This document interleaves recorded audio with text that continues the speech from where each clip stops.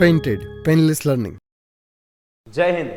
આજના સેશનમાં તમારી પ્રથમ પરીક્ષા માટેના આઈએમપી ક્વેશ્ચન્સ અને ખૂબ ખૂબ ઇમ્પોર્ટન્ટ ટોપિક એવું આપણે ડિસ્કસ કરવાના છીએ.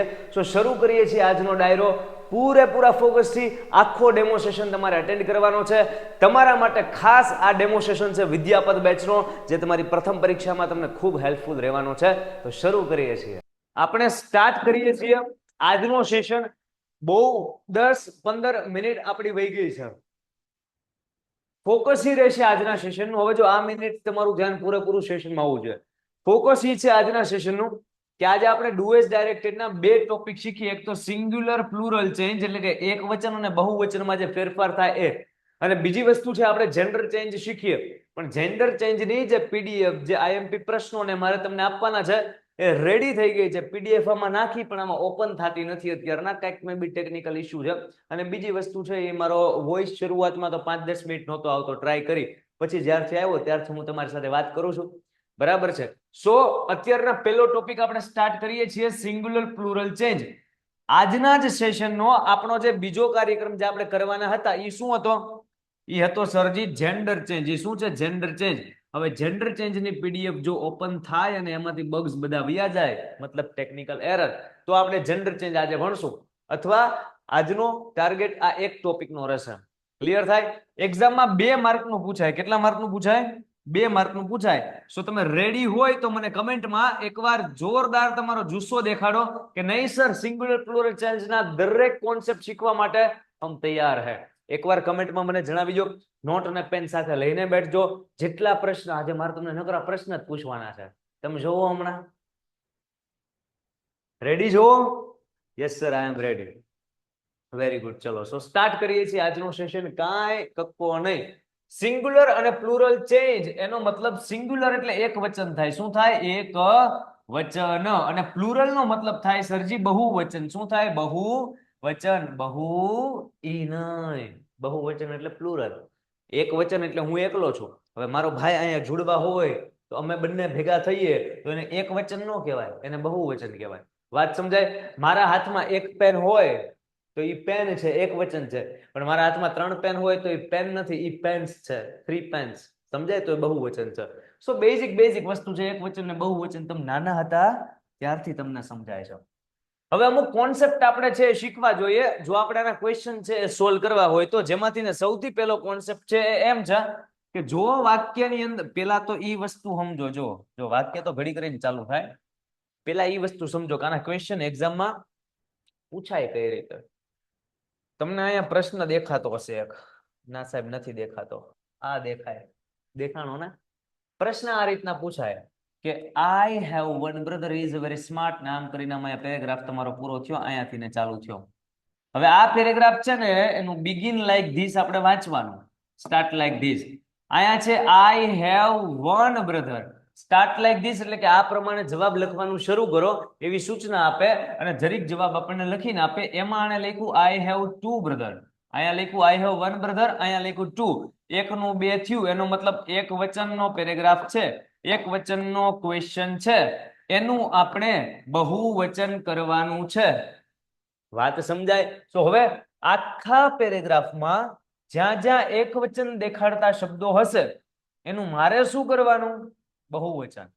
ચલો ક્વેશ્ચન કઈ રીતે એક્ઝામમાં પૂછાશે એ વસ્તુ સમજાણી હોય તો કમેન્ટમાં ફટાફટ યસ આવવા દો, એટલે આપણે આપણા કોન્સેપ્ટ તરફ જઈએ. ફટાફટ યસ આવવા દો જો સમજાણું હોય તો, નકર હું તમને ફરીવાર સમજાવું.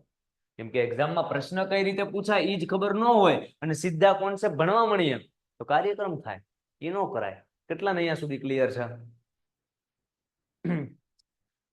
હાજી સર, યસ, વેરી ગુડ. ચલો ધ્યાન આપજો. સિંગ્યુલર પ્લુરલ ચેન્જના ટોટલ 7 કોન્સેપ્ટ કે જે તમારી એક્ઝામમાં પૂછાવાના. એમાંથી સૌથી પહેલો કોન્સેપ્ટ કે વાક્યમાં આઈ અર્થાત હું તમને દેખાય. તારક મહેતા કા ઉલ્ટા ચશ્મામાં કોઈ આઈ, હું, મેં એમ ન બોલે. એમાં બોલે અમે, આપણે, હમ બોલે ને. સો આઈ એટલે એક વચન અને એનું બહુવચન થશે વી. શું થશે? વી. કે આઈ એટલે હું અને વી એટલે આપણે અથવા અમે. તો તમે સિમ્પલ વિચારો ને કે હું તો એકલો એક વચન થયો, એનું બહુવચન શું થાય? વી એટલે કે આપણે અથવા આપણે બધા હારવાર અત્યારના શીખીએ છીએ, ભણીએ છીએ. સમજમાં આવે છે? સો સિમ્પલ, એક વચન હશે તો એનું બહુવચન વી કરશું, આઈ નું વી. હારવાર લખતું જવાનું ફટાફટ, આમ આઈ ની સામે વી, પછી આગળ હી શી ઈટ લખો, નીચે હી શી ઈટ. હી શી ઈટ આપ્યું હોય એનું ધે કરવાનું. શું કરવાનું? ધે. હારવાર લખતા જાવ, સાથોસાથ સમજતા જાવ, 2 વાર રિપીટ થાય, આમાં ઉતરી જાય. પછી એક્ઝામમાં જેવો પેરેગ્રાફ ની અંદર ગમે ના વચમાં આઈ દેખાય, જો બહુવચન કરવાનો ક્વેશ્ચન પૂછ્યો હોય તો એનું શું કરીને વહી આવવાનું? વી. પેરેગ્રાફમાં હી શી ઈટ દેખાય તો એનું શું કરીને વહી આવવાનું? ધે. ક્લિયર થાય છે? બંને વસ્તુ ક્લિયર થાય છે? ચલો આગળ વધીએ. હી એટલે શું થાય? તો કે તે છોકરા માટે, શી એટલે તેણી છોકરી માટે, ઈટ વસ્તુ માટે, નિર્જીવ કોઈ પણ પદાર્થ માટે, પ્રાણી માટે, પશુ પક્ષી આ બધા માટે ઈટ છે. પણ વાક્યમાં હી શી ઈટમાં જે આપે આપણે એનું કરીને શું વૈયાવાનું છે? ધે. ધેનો મતલબ શું થશે? તેઓ. શું થશે? તેઓ. સરજી આઈ નું વી અને હી શી ઈટ નું ધે થાય એ તમે 3 વાર બોલ્યા ને અમને 4 વાર સંભળવાનું, અમને ક્લિયર છે. આગળ વધીએ. ચલો નેક્સ્ટ કોન્સેપ્ટ જો. ટુ બી ના રૂપમાં ચેન્જ થાય. હું તમને એક એક્ઝામ્પલ આપું, પૂરા ફોકસ થી અહીંયા ધ્યાન આપજો. હું એમ કહું કે he is a teacher. He is a teacher. હવે આનું મારે બહુવચન કરવું છે. હું તમને એમ કહું છું કે આ લાઈન જે લખી એ એક પેરેગ્રાફની એક લાઈન ઉપાડીને અહીંયા છાપી છે. આનું મારે સિંગ્યુલર વાક્ય છે, એનું મારે બહુવચન પ્લુરલ કરવું છે. તો મારે કઈ રીતે કરવાનું? સૌ પ્રથમ આ હી શી અથવા ઈટ હોય, હી શી અથવા ઈટ હોય તો મેં તમને એનું શું કરવાનું કીધું? સરજી ધે. તો અહીંયા હી નું હું શું કરીશ? ધે. Very good. ચલો સાથોસાથ લખતા જાજો, સાથોસાથ સમજતા જાજો, અને મગજમાં એવું મસ્ત ઉતારજો કે જ્યારે હમણાં આપણે ઓલા ક્વેશ્ચન સોલ્વ કરીએ ને પ્રેક્ટિસ માટેના, તો ત્યારે એની અંદર ફટ ફટ ફટ કરતા દરેક ક્વેશ્ચન છે સોલ્વ થવા જોઈએ. વાત ક્લિયર થાય છે મારી? ઓકે ડન છે સર. ચલો હી શીટ છે એટલે અહીંયા એનું ધે કર્યું. હવે ઈઝ હોય ને, ઈઝ તો ઈઝ ટુ બી નું રૂપ છે. જો ટુ બી ના રૂપો કયા કયા હું બોલું, તમે ધ્યાનથી સાંભળો, હું લખું તે. ટુ બી ના રૂપો કયા કયા? એમ, ઇઝ, આર, વોઝ, વેર. આ બધું સાંભળ્યું છે ને? પછી ભવિષ્યકાળ હોય તેમાં શું હોય? Shall, will. પછી વર્તમાન કાળમાં તે એક આવે ડુ, એક આવે ડઝ. ભૂતકાળમાં આવે એક ડીડ. પછી પાછું વર્તમાન કાળમાં આવે હેવ, હેઝ. પછી ભૂતકાળમાં આવે હેડ. આ બધી વસ્તુ તમે સાંભળી છે ને? એમિઝાર ને વોઝવેર ને ડુડર્સ ને ડીડ ને હેવેઝ ને હેડ ને શેલ ને વિલ ને આ બધે બધા છે એ ટુ બી ના રૂપો કહેવાય. ટુ બી ના રૂપમાં શું ચેન્જ થાય એ સમજાવવા માટે આ એક્ઝામ્પલ મેં અત્યારના લખ્યું છે. સો હી ઇઝ અ ટીચર. તે એક શિક્ષક છે. સો આપણે હી નું કર્યું ધે, તો અહીંયા ઇઝ, હી હારોહાર ઇઝ આવે, કેમ કે હી ઇઝ એવું બોલાય. એક વચન માટે ઇઝ આવે તો બહુવચનમાં ઇઝ નું આવે. બહુવચનમાં શું આવે? વર્તમાન કાળના 3 ટુ બી ના રૂપો એમ, ઇઝ ને આર. એમિઝાર માંથી હી ઇઝ આવે પણ ધે ઇઝ નું આવે. ધે શું આવે? આર. તો તમે જુઓ અહીંયા આ હી નું ધે થયું તો આ ટુ બી નું રૂપ જે ઇઝ હતું, ટુ બી નું રૂપ ઇઝ હતું, એમાંય ચેન્જ થયો કે ઇઝ નું સર આપણે અહીંયા શું કર્યું? આર કર્યું. મગજમાં વાત ઉતરે છે? અહીંયા સુધી સમજાય છે? હી નું ધે અને ઇઝ નું આર. અહીંયા સુધી સમજાણું હોય તો કમેન્ટમાં મને એકવાર જણાવો, પછી આગળનું સેન્ટેન્સ તમને સોલ્વ કરાવું. પેલા અહીંયા સુધી ક્લિયર છે? હું આગળ આન્સર લખી નાખું પણ એને સમજાવવું ઘડી કરીને. આ અ ટીચર નું ટીચર્સ થાય અત્યારે, ખાલી એટલું કહું છું. એ સમજાવવું હમણાં, પણ પેલા અહીંયા સુધી સમજાય છે કે નથી સમજાતું? ચલો મને કયો જોઈ. Very good. જય હિન્દ. જો કોઈ અત્યારના જય હિન્દ સાહેબ, જય હિન્દ ભૈલા, જય હિન્દ. જો ધ્યાન આપો, ફરીવાર સમજીએ. મોટા ભાગનાને સમજાય છે. 2 સ્ટુડન્ટની કમેન્ટ એવી આવી, સાહેબ ફરીવાર સમજાવો, કાંઈ ટટ્ટી પડી. ટપ્પા પાડવા. અહીંયા ધ્યાન આપો. જો દીકરા અહીંયા હી છે સાહેબ છે, તો અહીંયા એનું મેં ધ્યેય કર્યું. કેમ કર્યું? અહીંયા કીધું ને કોન્સેપ્ટમાં કે હી શી અથવા ઈટ સેન્ટેન્સમાં દેખાય તો હમ ઉસકા કી કરેગે, હમ ઉસકા અથાણા ના, હમ ઉસકા ધ્યેય કરેગે. વાક્યમાં હી શી કે ઈટ દેખાય એનું ધ્યેય કરશું. વાક્યમાં આઈ દેખાય એનું વી કરશું. વાક્યમાં હી દેખાણું તો હી નું શું કરાય? ધ્યેય કરાય. હી નું શું કરાય? ધ્યેય કરાય. વાત ક્લિયર?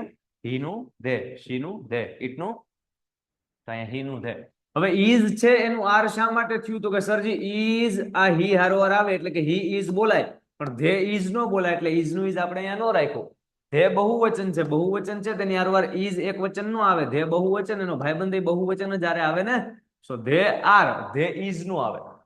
હવે સમજાય? હવે આ સમજાવું. જો અ ટીચર, અ આર્ટિકલ એ અથવા એન ક્યાંક આવે ને, જો હું તમને એ કોન્સેપ્ટ ઘડી કરીને આમાં સમજાવી દઉં. હું એમ કહું કે શી ઇઝ અ ડોક્ટર. હું શું કહું તમને? She is a doctor. ધ્યાન આપજો. She is a doctor. હવે આનું છે એ આપણે બહુવચન કરીએ. તમે ધ્યાનથી ને સમજજો. આ શી છે તો હી શી ઇટ નું શું થાય? ધે. બરોબર ને? હોકાર આપતા રહેજો. હી શી ઇટ નું ધે થાય સાહેબ? હા, ઓકે સરજી. શી ઇઝ આવે, શી ઇઝ આવે, પણ ધે ઇઝ નો આવે. ધે શું આવે? આર. Very good. ચલો, શી ઇઝ તો અહીંયા શી નું ધે અને ઇઝ નું આર. કેમ? તો કે શી ઇઝ આવે પણ ધે ઇઝ નું આવે, ધે આર આવે. ક્લિયર? હવે આર્ટિકલ એ અને એન એનું ગુજરાતી શું થાય? એક થાય. આર્ટિકલ એ અથવા આર્ટિકલ એન એનું ગુજરાતી એક થાય. સાહેબ ઈ શું કહો છો? હું એમ કહું છું કે કોઈ સેન્ટેન્સ આવું લખ્યું હોય, ઇટ ઇઝ એન એપલ, અથવા કોઈ સેન્ટેન્સ આવું લખ્યું હોય કે હી ઇઝ અ ડોક્ટર અથવા તો હી ઇઝ અ ટીચર. હવે આ વાક્યને ધ્યાનથી સમજજો. હું આ બંનેના ગુજરાતી કરું છું. તમારે બંને વાક્યના ગુજરાતી સાંભળવાના અને સમજવાના છે. હું જ્યારે એમ કહું છું કે it is an apple, an apple, તો એનું ગુજરાતી એમ થાય છે કે તે એક સફરજન છે. તમે ધ્યાનથી જો, તે એક સફરજન છે. વાક્યમાં ક્યાંય વન નથી લખ્યું તો હું એમ કેમ બોલું છું એક સફરજન છે? તો કે સરજી આ એન છે ને એનો મતલબ એક થાય. સેમ એનો મતલબ એક થાય. તમે જો, he is a teacher, he is a teacher, તે એક શિક્ષક છે. પરિવાર, તે એક શિક્ષક છે. વાત સમજાય? એનો મતલબ કે સર આર્ટિકલ એ અને એન જ્યાં આવે છે ત્યાં તમે એનું ગુજરાતી કરવા માટે શું બોલો છો? એક એવું બોલો છો. તે એક સફરજન છે, તે એક શિક્ષક છે. સમજાય? સો આર્ટિકલ એ અને એન નો મતલબ એક એવો થાય તો શી ઇઝ અ ડોક્ટર, તેણી એક ડોક્ટર છે. સમજાય? તો આ બેન એક જ છે કે નહીં? તો એક જ ડોક્ટર છે કે નહીં? તો એક વચનમાં આર્ટિકલ એ કે એન આવે કે નહીં? તો સરજી આવે. પણ જ્યારે આનું બહુવચન કરીએ શી નું ધે ઇઝ નું આર, ત્યારે તેઓ એક ડોક્ટર છે એમ બોલાય? નહીં, તેઓ ડોક્ટર્સ છે એમ બોલાય ને. તેઓ એક ડોક્ટર છે એમ ન બોલાય, તેઓ ડોક્ટર્સ છે. એનો મતલબ કે આ એક નામનો શબ્દ નીકળી જાય અને ડોક્ટર નું બહુવચન શું થાય? ડોક્ટર્સ. તમને સમજાણું આ અહીંયા એક કેમ નું આવ્યો? સમજાય? એ એટલા માટે નો આવ્યો કેમ કે અહીંયા તેણી એક ડોક્ટર છે. કેમ કે તેણી એક જ છે, શી એક જ છે, એક જ બેન ડોક્ટર છે. પણ અહીંયા કહે છે કે તેઓ આ બધા ડોક્ટર હાથીના 10 ભાઈબંધ અહીંયા ઉભા. ડોક્ટર હાથીના દરેક 10 ભાઈબંધ છે એ શું છે? ડોક્ટર્સ. તો ધે આર ડોક્ટર્સ, નહીં કે ધે આર અ ડોક્ટર્સ નહીં. સમજાય? તો આર્ટિકલ એ અને એન નો યુઝ શું છે? તો કે એક વચનમાં આર્ટિકલ એ અથવા એન આવે. આ બેન એક વચનમાં છે, પણ જ્યારે એ બહુવચન થાય છે ત્યારે આર્ટિકલ એ અથવા એન તેમાં આવે તો કે સર નું આવે. ચલો, આ મુદ્દો જેટલાને સમજાણો હોય એ એકવાર આ લખી નાખો. આ ડેવલો ક્રમ હાલશે. અહીંયા પાંચમો છે, તમે ચોથો લખી નાખો, ત્રીજો લખી નાખો. ક્યાં પોઈગા હતા? ત્રીજો પોઈગા. તમે ચોથામાં આર્ટિકલ એ અથવા એન લખી નાખો. આ ડેવલા બધા કોન્સેપ્ટ હાલશે, પણ હાથે હાથ કોન્સેપ્ટ કઈ શીખવાના છે એ તમારી નોટ્સમાં લખેલા હોવા જોઈએ. ક્લિયર થાય છે? ચલો પેલા આ લખી નાખો. ઘણા હારોહાર લખતા ગયા હશે. લખાઈ જાય અને સમજાઈ જાય એટલે મને એકવાર છે એ કમેન્ટમાં જણાવજો. સો આ હતો પ્રથમ પરીક્ષા માટેના આઈએમપી ક્વેશ્ચન અને કન્ટેન્ટ માટેનો જરીક અમથો ડેમો લેક્ચર. તમારે આખા સેશન અટેન્ડ કરવા હોય અને પ્રથમ પરીક્ષામાં જોરદાર માર્ક લાવવા હોય, સાથોસાથ મહેનત કરવી હોય ગણિત, વિજ્ઞાન અને અંગ્રેજીની, તો તમે બેચ જોઈન કરી શકો છો. બેચનું નામ છે વિદ્યાપથ. તમે કોન્ટેક્ટ કરી શકો છો 72 72 86 86 71 પર. મળીએ છીએ કોઈ આવા જ નેક્સ્ટ સેશનમાં. ત્યાં સુધી તમારી તૈયારી જોરદાર રીતે કરતા રહ્યો. જય હિન્દ. Painted Painless Learning.